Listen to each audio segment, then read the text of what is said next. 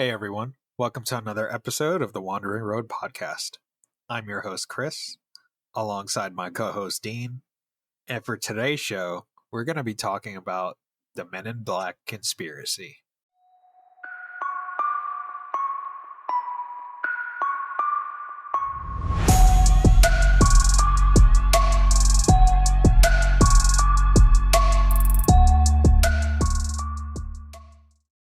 Here come the men in black. They won't let you remember. Remember that, man? Yeah, I do. I was actually, funny story. This is how I came up with the idea of this podcast. I was actually doing laundry and listening to that song. That's your prep. And then I texted you. I was like, dude, we should probably talk about them because we talked about aliens and shit all the time. But we never talked about the Men. You know what's interesting? And how they like to show up and threaten. You know what's people. Interesting about that? That's kind of freaky is when is the last time anyone has thought about the Men in Black? I remember obviously because the movie came out in the late 90s or whatever, it was kind of like in the mantra for a while, but I have not heard anything about the Men in Black in a very long time. And you're the first person to bring it up, bring it back into my memory after a long number of years. So that's kind of weird, isn't it? We can talk about that later in the conversation, but it's kind of just weird that Men in Black kind of dropped off the face of the earth, so to speak, which is probably what, if they existed, that's what they would want. Speaking of the movies, there was one that came out in 2019 called Men in Black International. It didn't have Will Smith in it. Oh, that's why. That's why. It's kind of like a knockoff feeling version. Yeah. Okay. Yeah, it didn't have Will Smith, and it didn't have what's his name?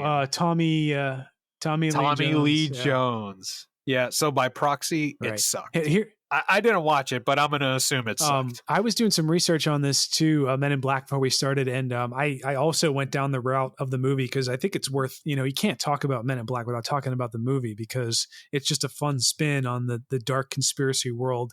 But I didn't know this. You probably didn't know this either. But when they cast the original Men in Black movie, it wasn't Will Smith up front. It wasn't originally Will Smith. They actually asked this guy named Chris O'Donnell.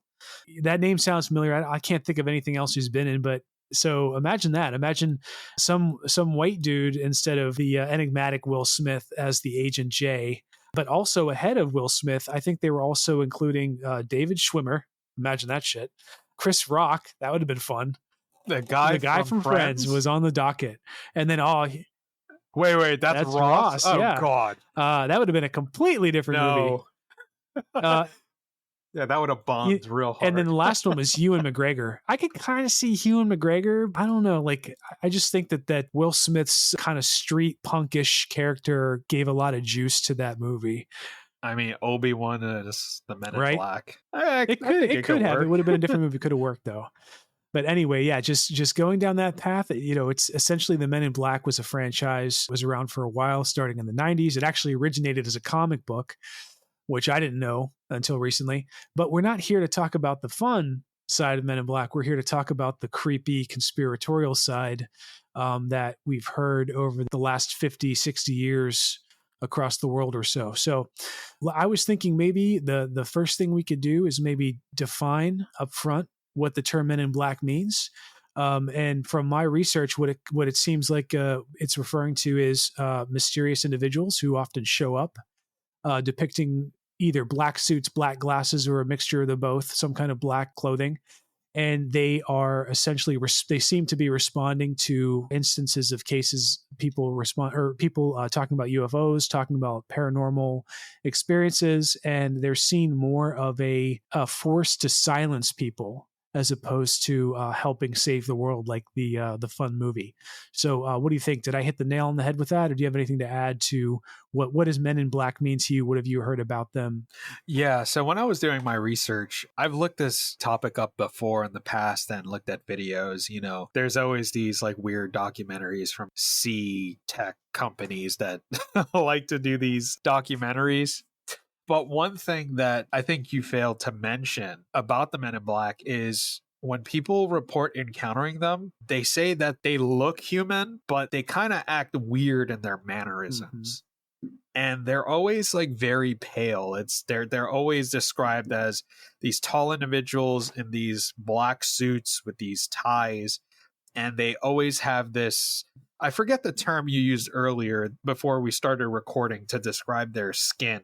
Oh, synthetic? Yes, exactly. So they're like kind of not human, but they look human, and they're just there as an intimidation factor. Now, in all of the reports that I saw of like people claiming that Men in Black came and intimidated them to not talk about their UFO or alien encounters, I've never heard of any instances of them actually coming back to pull weapons on anybody or anything like that. Did you find anything like that in your research? No, I never did see anything like that. But I imagine if there was such a case, if someone powerful enough to send supposedly synthetic beings to intimidate other people, if they actually did order those Men in Black to take someone against their will, I imagine that they would have some kind of capability to cover it up. So we probably wouldn't see it in the news anyway.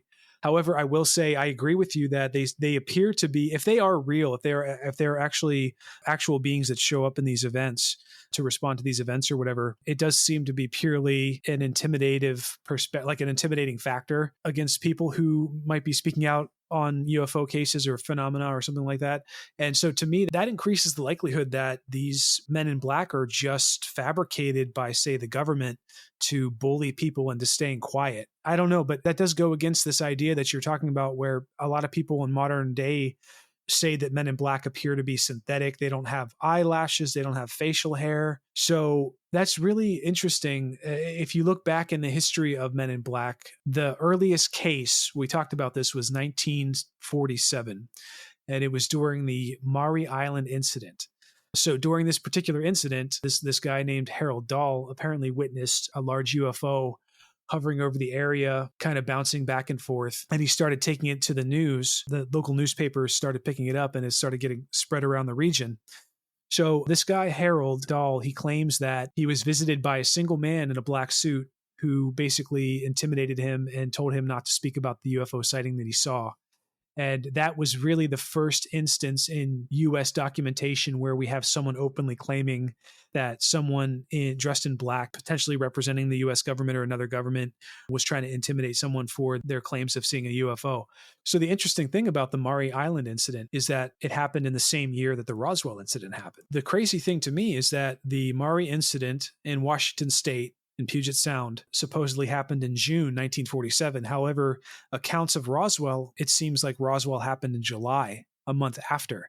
So when I feel like in society, we think about the quintessential UFO case for America, that was Roswell, the Roswell crash and the supposed collection of alien bodies and alien spacecraft by the US government, absconding away with it and covering it up.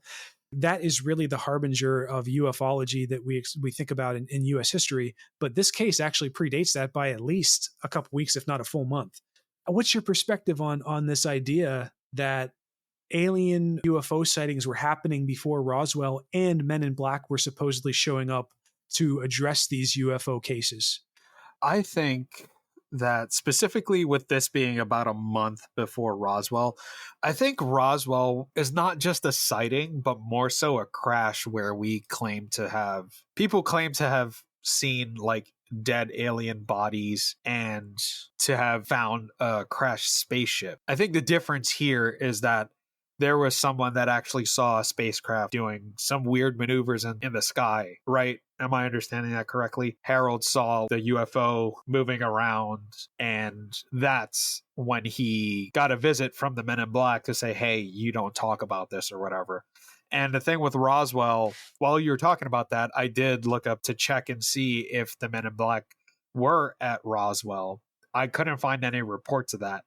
And I think the reason for that is because the military reacted so quickly to Roswell that they already had a presence there. They didn't necessarily have to use the Men in Black. But now that brings forward the question, is the Men in Black their own private entity, if they are real, that is used by the government or the military at the time to keep people quiet? That's what I think of. And One thing that came to mind while you were talking, it's the Phil Schneider case. Have you ever heard of Phil Schneider? No, yeah, talk about that. I haven't heard about that one. So if you have TikTok, and listeners, if you guys have TikTok, if you go to my TikTok page, the TWR podcast page, one of the videos I posted was about the Phil Schneider incident. So essentially, he was a geologist that was contracted by the US government to work on these secret underground bases. And in one of the bases, I think it's either in Arizona or New Mexico, it might have been New Mexico. He calls it dulce, but in Spanish, it's dulce. So he calls it the Dulce base. And I think I told you about this before on one of the other podcasts where he talked about the Green Berets or whatever. The Black Beret? They went down this... Yeah, the Black Beret stuff. If you go to my page, I have a clip of his last known like public speaking event. And he, shortly after that, he said he was threatened multiple times, and then he turned up dead in his apartment. And he was basically found like kind of, I guess, strangled. And I don't know if he was shot in the back of the head. And then when the coroner came and stuff, they ruled it a suicide. So I wonder that's what, right? Yeah. It's kind of hard to do. This is way out there, but potentially could that have been an instance of the Men in Black stepping in because this dude would have shut the fuck up about what he saw in those underground bases? Because apparently he said that these extraterrestrials, aliens, whatever the fuck you want to call them, have been here longer than we've known. And us going underground, we started encountering them. And the setting off of the atomic bomb, because when those waves, those shock waves go out, they send out a specific wave. They emit some sort of thing that if another intelligent race picks it up, it's like, oh shit, they have atomic weapons. And then we started seeing more UFO interaction. So to tie it all back together, what I'm trying to get at is, in the case of Phil Schneider, could we have possibly had an incident in which the Men in Black was employed to silence him? That's what I was getting at. And an interesting factor that you brought to light, if I can just touch back on the 1947 Maori incident, if I'm saying that right. So essentially, the question comes to the table about the Men in Black is, if they are real, when were they created? So we know the purpose. If they're real, and this speculative, if they are real, they were clearly created to silence and intimidate, or at least, that's just a byproduct of whatever organization runs them. Because it could very well be that, we just started learning, and when I say we, human beings or the government could have just started learning about aliens in the 40s, like you're talking about when we first started experimenting with nuclear weapons. And that's when we came on the aliens' radar and we started seeing more and more instances of spacecraft and whatnot flying around. It's possible that the government knew that early on, and they started picking up on this idea that, we need to address it in a silent, quiet way. So let's create an organization that can help us keep this under wraps. I think that there's two instances that could be happening here. Either you can have this group, Men in Black, that's a loose term for addressing the concept that there's a sub-organization in the government, the US government, that is used to keep certain things under wraps. Doesn't necessarily have to be paranormal or UFO related, but maybe they transitioned into that role. But that means that they existed prior. But it's also possible that if UFOs came onto the picture in the 40s, the government in the US is like, oh shit, we need to address this. We need to keep this quiet. So, hey, Phil, you work in counterintelligence. Go put on that coat and go and beat some people up and tell them not to say anything. So I wonder, that's also just as possible. Maybe Men in Black got started that way. And what we just have to say real quick, when we say Men in Black, it's just a term. It's a loose term. There's almost certainly no group in the government that is actually calling themselves the Men in Black, and they're rated by the government as a title. Oh, I'm a man in black. That's my job. They're probably attached to some 3-letter agency, like who knows, whatever 3-letter agency, or maybe even a part of the executive branch itself for the US government and completely controlled by a sub-entity. That's all speculation, but I do want to talk really quickly about, there's a historical precedence for Men in Black. This really fascinated me when I looked it up. Okay, so the early example that I came up with is there's actually a lot of folklore, and specifically within the realm of the occult. There's this idea that's been floating around humanity for way, way longer than the US has been around. And it's this idea that there are figures who are very enigmatic. They're very mysterious. They wear dark clothing. and they appear to show up in instances where people talk about seeing paranormal activity, loved ones, very strange spiritual events happening. And in European folklore, they're actually called Grimms or the Anku, if I'm saying that right. But essentially, that's interesting because you have a case of what we think of Men in Black today showing up across history and being kind of explained in the same way. So that question is, are we as humans in modern times picking up on that lore and projecting it into our current time? Or is this an actual trend that there's more to this historically than meets the eye? I would err on the side of picking up on the trend and actually utilizing it, because the way that I conceptualize it in my head is that we have folklore established that can be attributed to the quote unquote Men in Black, in which they appear in certain instances. Who's to say that could have been the inspiration for it? And it makes it easier because the groundwork is already laid, if that makes sense.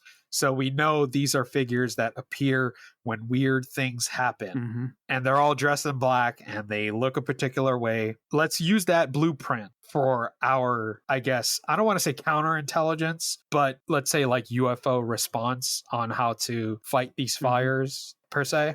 If that to makes keep sense. It under wraps. Yeah, I get it. And here's another interesting thing that came up in our research, and that's there aren't just instances of Men in Black showing up in the US. There's plenty of cases across the globe. So the United Kingdom, Russia, Brazil, Japan, I'm sure there are lots of other examples, but I did not even think about that until recently. You have cases in the last 50 years of these men, always men, which is another interesting thing. Supposedly, some people claiming that they appear synthetic. And like you said before we hopped on the podcast, some of them claiming that they even show up and vanish into thin air. They basically walk through the front door of a business or a small mom and pop shop, start intimidating the people who are talking to the news about seeing a UFO or supposedly being exposed to some radiation from a spaceship or abduction or whatever.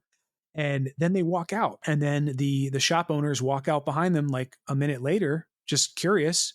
And they live on a stretch of road where there's no car, no form of transportation whatsoever. They just appear to have vanished into thin air. So that implies some higher level of technology, not just a human being that is rolling up on someone to intimidating them to be quiet.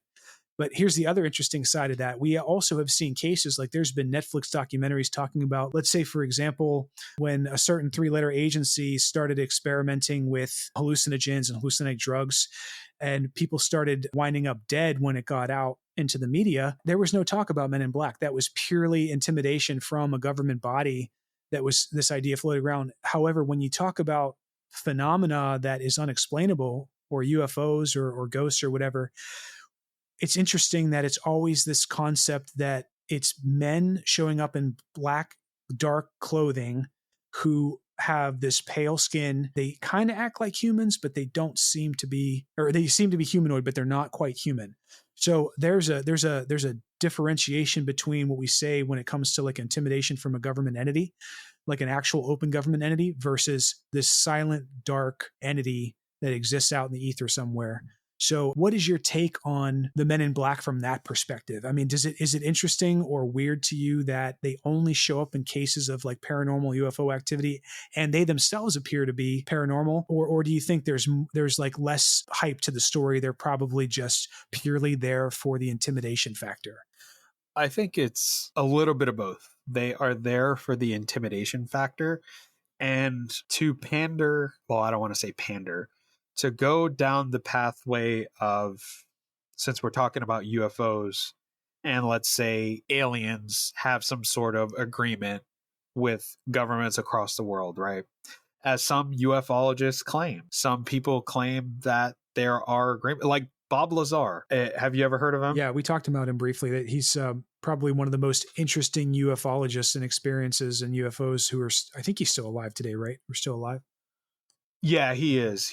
He makes the claim that we work with aliens to work on reverse engineering and getting technology and whatnot.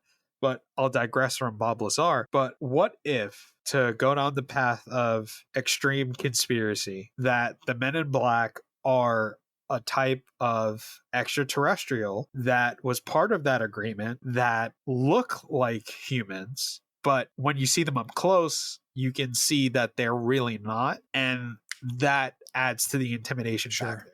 Because of that technology. I love the example that you gave. They walk into some place, they threaten these people. When you walk out, it's a freaking stretch of road, but they're immediately gone.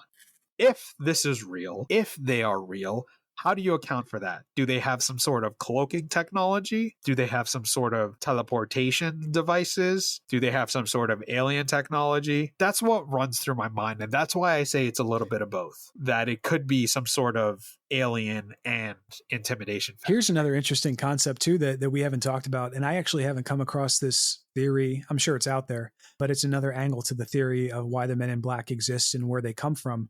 Imagine a situation where the Men in Black aren't actually created by and managed by a government body. Because if they're showing up in other countries and these supposed examples are pretty consistent in terms of description, we all know that there's no, well, at least openly, there's no one unified government body that manages every aspect of security across the globe. I mean, every country has its own government agencies and security apparatus or whatever. There's no way they're all working together, keeping track of all these cases of people coming out with UFO experiences and whatnot. So that kind of nudges me to believe that it's possible that the Men in Black group is actually completely separate from any government body within the globe. Maybe it's its own, maybe it's purely driven by the alien entities themselves who tried to fabricate these beings to combat the spread of information that they're here. So what do you think about that terrifying aspect? It's pretty scary, man. Yeah, I'm inclined to agree with that. More likely, yeah. Because that's the only thing, that's the more than likely case, unless these organizations, these 3-letter agencies have technology beyond what you and I can even dream of, which is always within the realm of possibility that they give to these agents, these MIB, Men in Black agents, for them to utilize for their scare tactics. Yeah. And here's something else to consider that, so I used to do a good amount of research on I love reading clandestine novels and like everybody does, reading stuff like, Jason Bourne or whatever. So one thing I came across, in my years of reading that sort of thing is, in this day and age, intimidation just doesn't work for a spy. It used to work in the days of the Cold War. You lure someone in with a honeypot and you get them to sleep with someone who's not their wife or their husband, or even worse, a minor, or maybe even, like if they got them to sleep with another person of the same sex, especially back in that day and age, you could utilize that and be like, hey, if you don't do what we want you to do and give us X amount of information or whatever about the US government or Russian government or whatever, we're going to let this slip. And we have proof. We have video proof and all that stuff. That intimidation was found to be very counterintuitive in terms of spying. It just didn't work. It might work 1 out of 4 times, but most of the time it backfired. I tie that idea into this idea that the Men in Black are there to intimidate. And I think about it from the perspective of like, why would someone, especially in the government, or in any government body, make it so convoluted and difficult as to say, let's create this persona. Let's get Phil over there. Let's say Phil works in counterintelligence. We're going to pull him into this Men in Black program. When we'll send him out, we'll put a black suit on him and we'll give him this really scratchy voice and coach him. And we'll put some white, pale makeup on him to make him look kind of human, but not really human. And that's what we'll use to scare people into staying silent. That seems awfully convoluted. Why would you, if you wanted to use intimidation, just get some dirt on the people who were talking about the UFOs and threaten them behind closed doors and say, or even worse than that, if they don't have any dirt, just say, if you don't keep quiet, we are going to take all of your money, strip your business, and you'll be homeless, or we'll kill you. Something like that. I feel like that would be utilized first before creating this crazy persona of Men in Black. So that's why I'm not trying to dismantle the idea that Men in Black exist. I'm just saying if they do exist, that concept I just brought up makes it more likely that they're not a part of some government agency trying to create this fabricated persona. They're most likely coming from some external source outside the government. So that's just my 2 cents on there. That's a good 2 cents because you got me. Okay. And I kind of walked us into a wall there, but I was thinking what we can do now that might be fun, maybe more fun for the viewers or listeners, I should say, hearing me speculate like a moron, let's talk about some specific examples of how Men in Black have popped up in these cases. And the first one I want to talk about, this is actually, we should do a podcast on this I don't know if we'd have enough content for it, but this is one of my favorite cases of cryptids that have ever happened in U.S. history. And it's called the case of the Mothman. So I think if you're into this sort of thing and you're listening to this podcast, you almost certainly have at least heard the term the Mothman. So I don't have to go into excruciating detail about it. But essentially, the Mothman occurred in the 1960s in West Virginia at Point Pleasant, very small town. I think it was Christmas time. Essentially, people reported seeing this huge winged creature with glowing red eyes showing up in and around the town at night. People would see it. They were out driving alongside the road. Other people claimed it would pop up in their backyard. Creepiest point of all is that supposedly this Mothman showed up more and more closer to the date of a very terrible tragedy in which the bridge in the town called the Silver Bridge collapsed and it killed a lot of people. So the speculation behind the incident was like, oh, it was an omen. It was an angel of death, a harbinger of something supernatural or religious or whatever. But others speculate that it was the cause of the collapse of the bridge. Like it was some creature that got out of some government lab or something and started wreaking havoc in the city. But whatever you believe, whatever the truth is of the situation, the interesting part is after that happened and witnesses started coming out more and more about this supposed Mothman, you had instances of people running into men in black suits lurking around the town, apparently conducting surveillance on certain people, maybe even questioning some witnesses. Now, the interesting thing about this story in terms of Men in Black is it doesn't seem to include any cases of intimidation. So maybe in this case, it was the 1960s. That wasn't too far, 20 years or so, less than 20 years from the original cases with the UFOs in the 40s. So maybe they weren't really leaning into the intimidation factor yet. They were showing up at instances like this. So do you have any backstory on this case, or do you have any other cases that you've come across in your research about the Men in Black showing up? I don't have any backstory about that particular case regarding the Men in Black, but I am familiar with that Mothman story. That I think that took place between a year span or a 2-year span in West Virginia. Yeah, it was right? It was a pretty wide range of time, at least a few months, if not a year. Yeah, where people claim to have seen that Mothman, not just under the bridge, but like in different areas around that general area. Mm-hmm. In looking up the Mothman and looking at documentaries of the Mothman, I wasn't aware that the Men in Black were involved there. But from what you told me, they weren't intimidating people or anything like that. So maybe there was a different transition on how the Men in Black decided to deal with people on certain things. Right. Because I feel like the Mothman type stuff is a little different from UFOs, because a Mothman is like, okay, like what, it's a cryptid. It may or may not exist. But when it comes to aliens and UFOs, it's like, okay, we have a massive universe. There is a distinct possibility the people that claim to have seen UFOs or alien spacecraft, they're probably not lying about it. But one case that I did want to talk about, there were quite a few examples that we had, but I wanted to jump to this one first. The actor and comedian Dan Aykroyd, he's a huge ufologist and he's really big into aliens and UFOs. Right. And in 2002, he said that he had an experience with the Men in Black. So basically what happened was he went on a radio show to discuss UFOs and what he found in his research. After the show, while he's driving home, he said he was followed by a black Ford sedan. And when he looked in the rearview mirror, he saw two men, the Men in Black, dressed in the black suits. And he said that they looked unusual and otherworldly. So another claim that these guys don't look like they're from this planet. And I think that's an interesting one because you don't really see celebrities coming out and saying like, I encountered something like this. Yeah. And another interesting point about that story, I'm familiar with that story. I haven't heard that in a while, but I was aware that Dan Aykroyd, who was a big star in the 80s and 90s, he was still pretty popular and relevant in entertainment in the early 2000s as well. But it is very strange that someone of that stature would come out at that time in their career and potentially risk, scrutiny and being made fun of and whatever to say these things. I guess it's possible. I mean, you and I don't know Dan Aykroyd personally. He always to me seemed like a really smart and hardworking and generally good person who cared about people. So it's hard for me to believe, just based off of what I know about him, that he would fabricate anything for personal gain. So that kind of gives some backup and credence to his story. But yeah, I totally agree that it's strange that anyone of stature would come out and say that.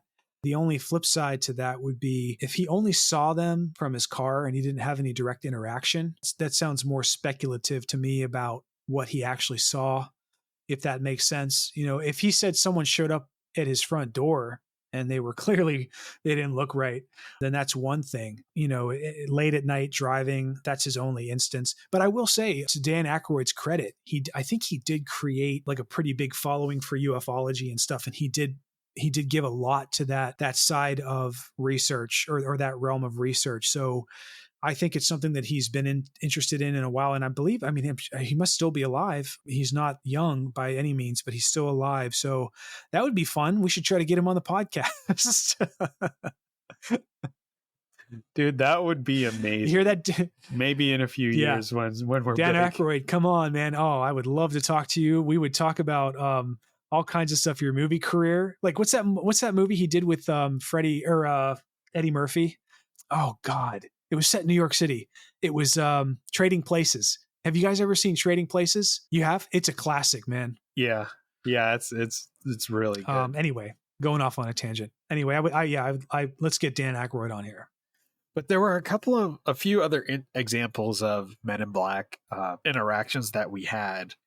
An interesting one that I saw was with a couple, Jack Robinson and Mary. This took place in 1967. So essentially, the couple, they had a sighting of a UFO, but it seemed like they just had a UFO sighting. It's not like they were out looking for a UFO. And their story was actually documented in the book titled The Real Men in Black by Nick Redfern. Nick Redfern is a ufologist and author who wrote extensively about paranormal phenomenon and government conspiracies. So there was a tie into essentially the research into ufology and cases of UFOs. And that was pretty much the lead into narrative that they experienced Men in Black. So this is an interesting case because it's talking about individuals who had some tie to the UFO community and research first, as opposed to what we see in most other cases where it's just like, Jack and Joe Donut or whatever, who are out in the middle of nowhere, who are talking about experiencing UFOs. So you would think that any body that's trying to intimidate or control the release of such information would go after those people first. Why would they just focus more so on intimidating individuals who are of lower levels, who are just talking to the news channels? Why? And that's interesting, isn't it? Why not just go to the news channel and intimidate them first? I guess you can't really control back then all the news sources that are coming to you, especially before the age of the internet. So maybe that is one explanation, but maybe that's also another lead in as to maybe why we're not seeing cases of Men in Black nowadays, because like we talked about in other podcasts, the centrality of news media is so easily controlled nowadays that you almost can just go to the source and control it from that degree. So maybe there's no real need for the Men in Black anymore. Who knows? Maybe some people got fired. Right. And it reminds me, I promise I'll go into the Robinsons encounter in further detail, but it reminds me of the UFO crash that happened a couple months ago. I think it was it in Las Vegas? Yeah. I know it was in Nevada. Yeah. And they caught it on video. They caught the crash on video. The people that actually had the crash in their backyard caught whatever the fuck was in those crafts on video. They called 911. The police officers that responded to it, their body cam footage, when they were told like what was going on, they clearly didn't want to be there. They were really uncomfortable, and you could tell they did not want to be there. So after that happened, you haven't heard of that shit ever again. Here we have, with all of our modern technology and cameras and police body cams and the 911 call and everything like that, an instance of where it's just been completely wiped. Nobody talks about it anymore. Yeah. So I think you're onto something there with not really needing the Men in Black because of the internet and how everything is so centralized with the media. Yeah. And it's one of those things that's it's scary to think about. Right. Because you could have an encounter. It's like, I don't need the Men in Black to go and intimidate him. I could just take his damn channel down. I could just slander him somehow. I could do something to hack his machine. And if he won't stop, I could put some sort of bloatware or ransomware in his device, or I could put some really shady shit that could get this person in a lot of trouble. But what I did want to do is go back to the Robinsons encounter. And their encounter is interesting because it took place in 1967 in Florida. And according to their story, they had a UFO sighting one evening while they were driving along a deserted road. They claimed to have seen a glowing egg-shaped object hovering in the sky, and the object emitted a blinding light, causing Jack to lose control of the car and ended up crashing. After the incident, they returned home and they were shaken by the encounter. So they shared their experience with friends and family. And after that point is when they received the visit from two mysterious men, as they say, dressed in black suits. These men fit the classic description of the Men in Black. They were tall, pale, wearing black suits, black hats, sunglasses, and exhibiting unusual behavior. Apparently, the Men in Black visitors reportedly knew intricate details about the couple's UFO sighting and their accident, which left the couple puzzled and frightened. The Men in Black warned them not to speak about what they saw and they experienced. Their demeanor, the Men in Black's demeanor, was intimidating enough to silence the Robinsons about their UFO encounter. So here we have an instance of one of what you said earlier in today's show of them threatening people like, okay, we know, we have this information about you. We could do this. We could do that. It seems like that's what they used to do, or they might still be doing that. There's one thing I want to clarify before I respond any further. But so you said that the Men in Black knew intimate details of what they saw in their experience. Did you say that the couple detailed those experiences with anybody else, or was the implication that the Men in Black knew something that they shouldn't have known because the couple didn't share that information? So apparently the Men in Black knew very specific details about what happened. But the couple didn't share that beforehand, or did they share that information? They said they shared their experience with friends and family. Okay. But it doesn't say how much in detail they went. So it is possible that the Men in Black did a shakedown of their friends and family to get information. That's interesting because you would assume in that case, they would also come out and say that the Men in Black interacted with their family members to get further details, but that seems unlikely. The only other thing I could think of is maybe if they were talking to their friends and family over the phone, that would be pretty easy to wiretap and essentially find out what they were talking about behind closed doors.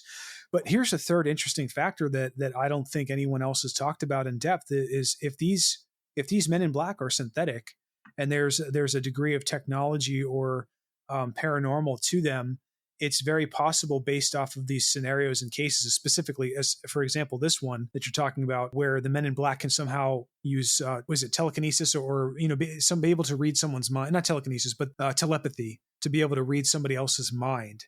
So maybe that is the intimidating factor that they're trying to raise. It's like, hey, we talked about this information with friends and family, but there's no way that these individual Men in Black people should have known what we talked about because we talked in person to our loved ones, or we talked to them in a venue that there was no way to collect that information for the Men in Black to reiterate or spell it back to us. So that's the implication. The implication there is that the Men in Black can maybe even read people's minds.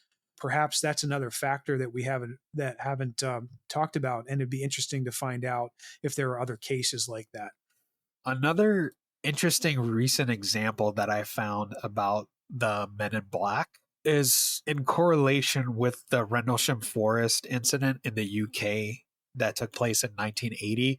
So this is always dubbed as the UK's Roswell incident, where a UFO touched down and people on the army base, everybody saw it, but then there was a cover up by the UK government, and people started to do research on it once the government files are basically declassified. So one particular author and UFO researcher, Brendan Butler, her alongside two co-authors, they wrote a book called Sky Crash, which essentially questioned why the UK authorities tried to conceal the Rendlesham Forest incident. And she claims that in the course of writing her book, she said that she attracted the attention of the Men in Black and that they intimidated her on multiple occasions to stop her research. She said that they tried to make her and a fellow UFO investigator sign a contract to silence them and to hand over all of their evidence that they found regarding that incident. Another instance, she said that while she was driving down a country road, she was chased down by an army jeep going at 80 miles an hour. She said that people would come to her home and stand in her driveway trying to intimidate her, and that her phone lines have been tapped before.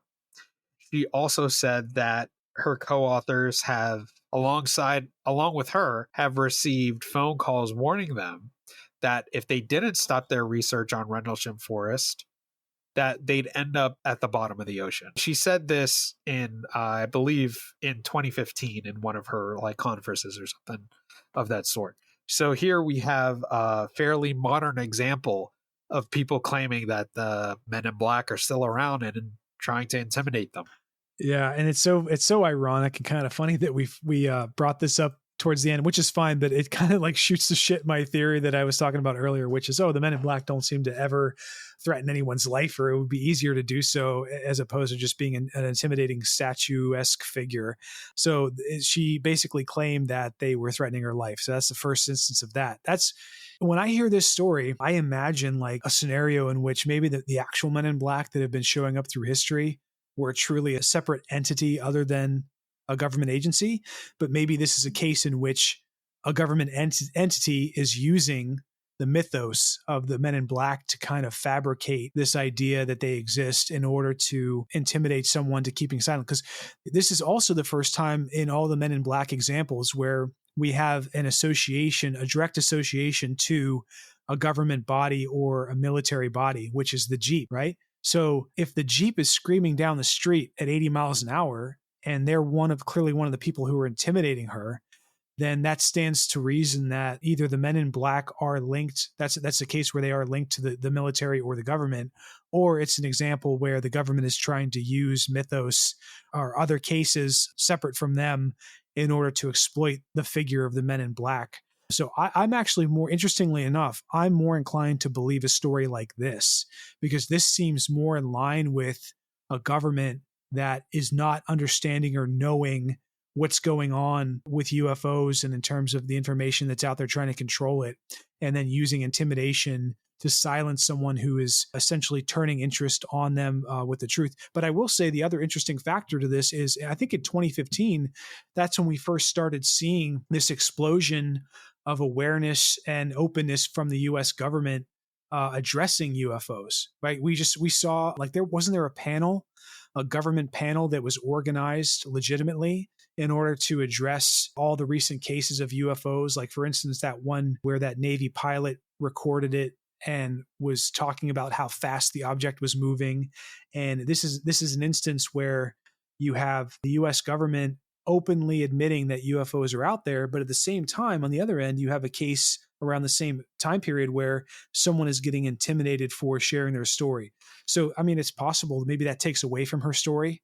Maybe you can call a little bit of bullshit and say maybe she's just trying to get a little bit of attention in a time period when UFOs are becoming more prevalent again. I don't know. After you read all that, it's a lot of information, and it's a lot of interesting information that could be verifiable. So, what's your take on the situation itself with regards to Men in Black?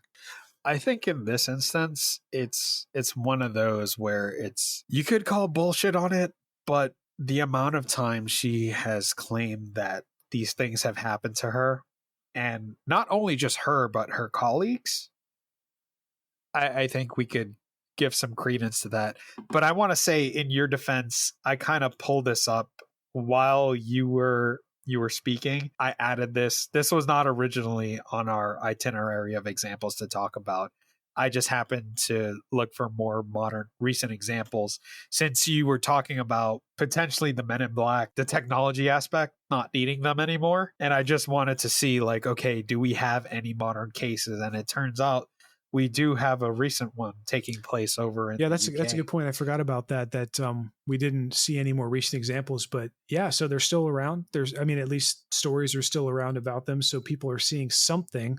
And it's probably unlikely that this woman is purely bullshitting everyone because of the amount of research she's already done, and the fact that this RAF Woodbridge instance of personnel seeing objects landing and flying around is actually, it seems legitimate. Yeah, maybe that does give some credence to her story after all.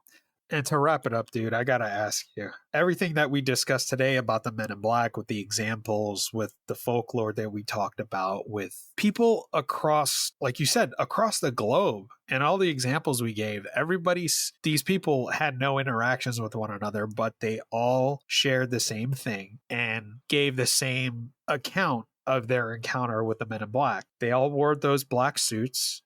They all looked kind of humanoid.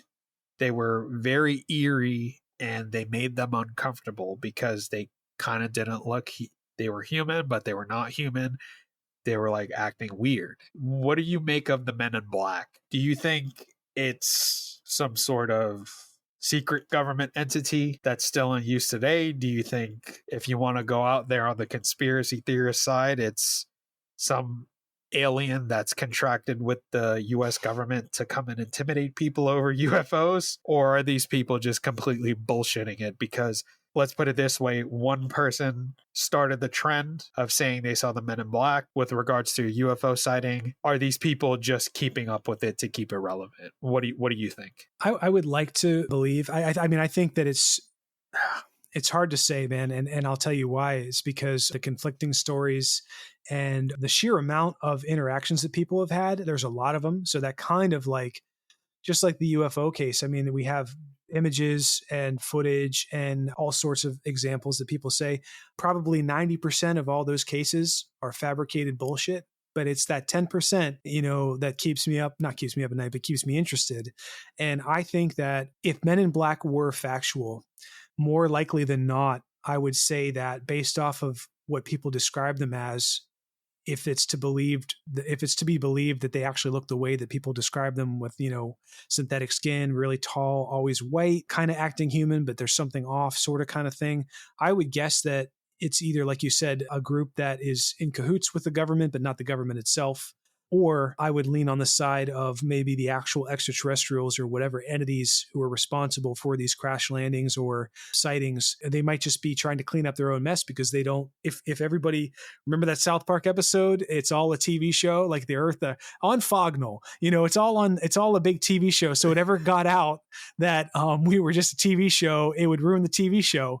So maybe Yes. we're just Yes. a giant TV show experiment, and that's just their way of kind of cleaning up their own mess of their own idiot aliens flying around who are drunk and, let's go check out the humans. And then they're, drunk on Flognall or something, and they go like get seen. I think that's the fun hypothetical. But, knowing human nature and the way things really work in life, it's probably just a bunch of knuckleheads in the US, or not the US specifically, but just in the government, taking this folklore about the Men in Black and exploiting the hype behind it and sending out regular people like you and me from some dusty office in counterintelligence and just intimidating people because they don't want certain information to get out.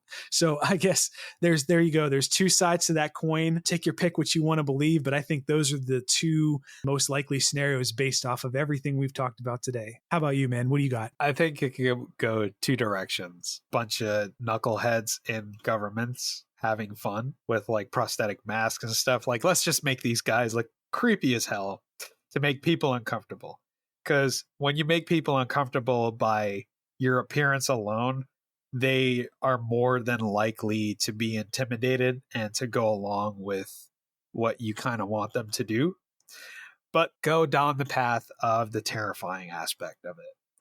That the men in black are real. They're not human beings. They are extraterrestrials utilized by governments to make people shut the fuck up about their findings with aliens and UFOs, to keep everything under wraps. Yeah, and then one quick thing that I'll say too is, in this day and age where governments are starting to be more open with UFOs and what we're experiencing, I really do believe that there's something to what we're seeing. There's some phenomena. Doesn't matter what it really is. What matters is people have seen it and they are seeing it.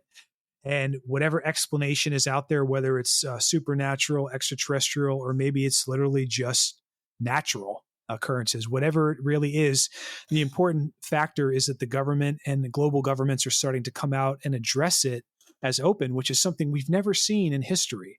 So it's very possible that this transition from the old ways of intimidating with the men in black, aside from the 2015 case we talked about recently, we could see a shift away from that intimidation. And maybe even this openness and control of information is the new intimidation. It's the new way to kind of siphon things down and direct attention away from certain aspects of it. And then who knows, maybe in the next 10 years or so, we'll just get them to admit in the same way, back in the 40s, we openly admitted that we have nuclear weapons that can annihilate whole towns in an instant that no one would ever imagine was possible. Maybe in the same way, in like 10 years from now, we'll be like, oh, by the way, there are these alien entities who are here helping us, like you said, retrofit technology and reverse engineer stuff for our future. Thanks for tuning into today's episode of The Wandering Road. You can find us on Apple, Google, Spotify, and most podcast platforms. Be sure to subscribe and share. Also, don't forget to give a follow on Instagram at twroadpodcast and follow my TikTok at twrpodcast. Take care, and I'll catch you on the next one.